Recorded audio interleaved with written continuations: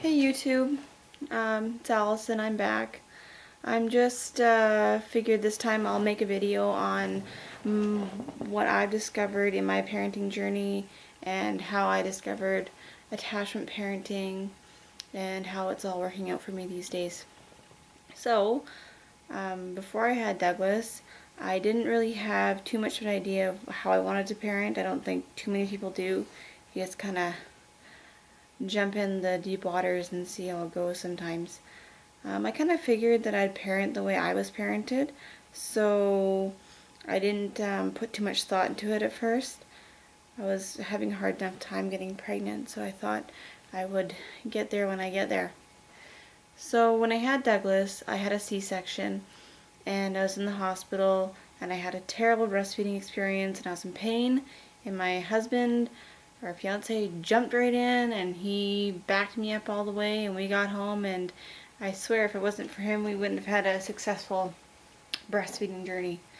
So we get home, and I find that I can't breastfeed without a pillow because of my incision, and I'm having a hard time nursing him cross cradle, so I'm having to do a football hold quite often. So I noticed overnight it was a lot easier for me to lay down with him. So what we had to do is I started co-sleeping. My husband found he got a little bit more sleep with co-sleeping. So we removed some of the pillows and comforters from our bed and we started co-sleeping. I just kind of fell into it in the naturally tired, exhausted parenting way of things. And it worked out quite well for us. And so a few days later, I'm booting around the house and I realize I got a lot of things that are kind of falling behind the wayside. And I'm like, oh dear, what am I going to do? How am I going to carry around this infant? And, he wasn't too much of a fan of his swing and numerous other things, so I was stuck kind of holding him all the time. So what I did is I went out and bought a carrier, and I got the Maya sling, and I got a Mai Tai wrap, and I found that both of them were excellent tools to put him on me, so that he was high enough so that he was above my incision, so he wouldn't impede me when it came to vacuuming and cleaning my house. So lovely, awesome, excellent tools when it comes to carrying around your kid and needing to seeing to their needs without having your house crumble around your ears. So it all worked out for me.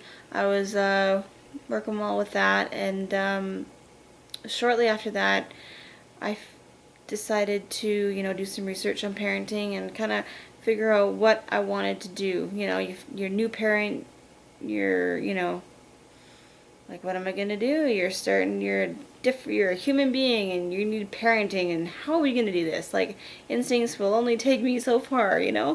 So I don't really have a lot of females in my family. I did have family that was stepping in and helping me out and giving me some pointers, but you want to find your own way a little bit. So I started doing a lot of research, and I found out a lot of my parenting ideas and beliefs and values, which you kind of naturally, I guess, instinctively fall into. I guess people parented before internet and books. So luckily we have them, and I'm a book person. I like to have a physical, something to look at. So I went into a library and I did a lot of research, and I discovered a lot of my values fall into attachment parenting.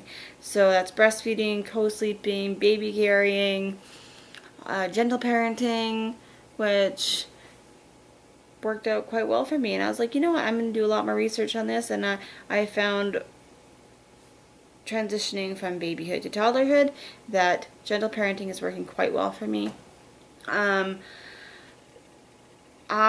had anger issues when I was younger, so I find that I don't want to spank simply because I don't judge people who spank. If it works for your family, that's good for you. I don't personally believe in it. I won't get into the argument side of it, but I don't believe in it in general. So, but I figure I didn't want to spank because I didn't know when spanking for me was going to turn into hitting. So I just didn't want to take the risk. So me and my husband couldn't fathom the idea of hitting our tiny little person, so I'm sure that'll change come teenage years, but we'll try not to go there. So anyways, so now I find gentle parenting a lot harder. I think to hit somebody is a lot easier than to have to sit down and connect and deal with, the issue at hand. You have to be able to communicate with the toddler in a way that it's going to, or communicate to an infant, or communicate to a child or a teenager in a way that is going to bring success without hitting. And I think that's a lot harder sometimes than hitting a person. I wouldn't hit you, I wouldn't want you to hit me, so I'm not going to hit him.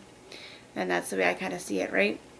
I try and come from a place of respect, and I hope that will work out for me. A lot of people think that that might bring about a willful child, but I figure, you know what? If I have a willful child one day, we'll just have to deal with it as it comes. Like, everybody damages their kids in their own special little family way. And, we all turn out into functioning adults for the most part. Kids are resilient. And I figure as long as I can impart my beliefs and my values and my, my ideas when it comes to life and how to get through it and all that good stuff onto my child and to my child, and have a half functioning adult, I'll call it a parenting win. So yeah, I don't think you can break a kid too bad as long as you're coming from a place of respect. We'll see what I say when he becomes a teenager. I'm sure there'll be a lot of hard years ahead, and I'm not saying that parenting's going to be easy. I think parenting is the one unknown for all of us. It's the one journey only we can take by, with our significant other. But your relationship with your child is uniquely yours. Mom, dad, you are mom, dad to that specific individual. So I don't pretend to know how to parent anybody else's child, but I do find attachment parenting working out really well for my family. So yeah, those are some of the ideas I have on it. I do have a Facebook page called Charismatic Mamas, and I do have a lot of information there that I like to post and that I've discovered is working for us, and I find is working for us, or quotes that I feel will get me through the day sometimes, after a long night of teething. So yeah, if you have any questions or you're looking for some information yourself, just post them and I'll try and respond to you through links down below. Okay? Thank you for watching, and I'll see you next Sunday.